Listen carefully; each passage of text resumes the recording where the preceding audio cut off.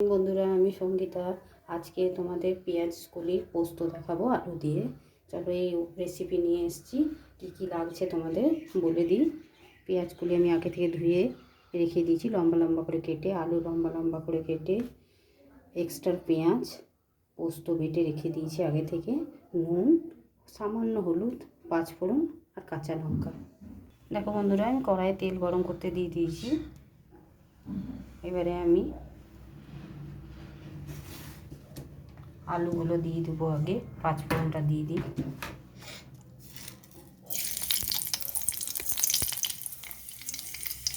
দেখো আমার তেলটা ভালো গরম হয়ে গেছে। একটু হলুদ দিচ্ছি যাতে তেলটা না ছিটে। এবারে আমি আলুগুলোকে দিয়ে দেবো।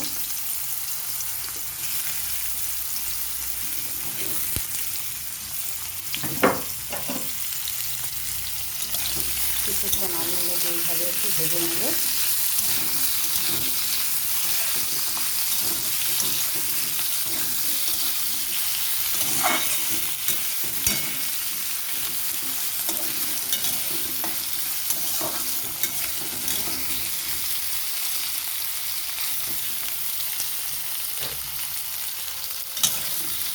ঢাকা দিয়ে একটু আলুগুলোকে ভেজে নিই। দেখো বন্ধুরা, আলুটা কিছুটা লালচে হয়ে গেছে। এবারে আমি পেঁয়াজ শাকটা দিয়ে দেবো। কোনো রকম জল ব্যবহার করবো না আমি, কারণ পেঁয়াজ শাকে জল বেরোয়। এইভাবে আলু পেঁয়াজ শাক সব সেদ্ধ হয়ে যাবে। নুন আর সামান্য পরিমাণে হলুদ আর কাঁচা লঙ্কা দিয়ে দিলাম।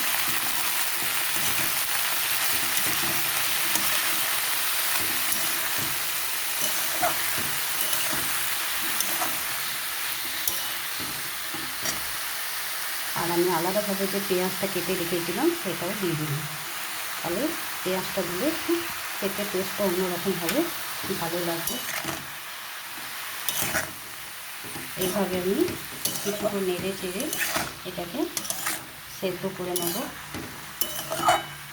ঢাকা দিয়ে দিয়ে নেড়ে নেব। দেখো বন্ধুরা, আমি ঢাকা দিয়ে কয়েকবার নেড়ে চেড়ে নিয়েছি। আর দেখো, ঢাকা দিয়ে নেড়ে চেড়ে নেওয়াতে দেখো সেদ্ধ হয়ে গেছে আলু পেঁয়াজটা সব। এবারে আমি পোস্তটাকে দিয়ে দেবো।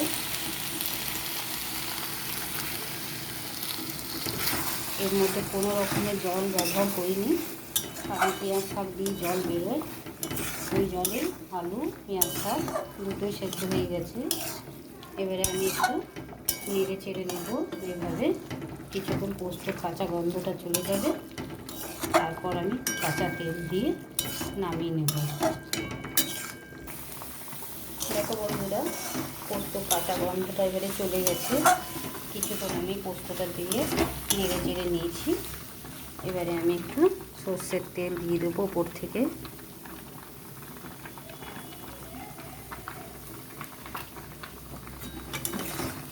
সর্ষের তেল দিয়ে একটু নেড়ে নিলাম। এবারে আমি নামিয়ে নেব। নামিয়ে নিয়ে তোমাদের দেখাচ্ছি।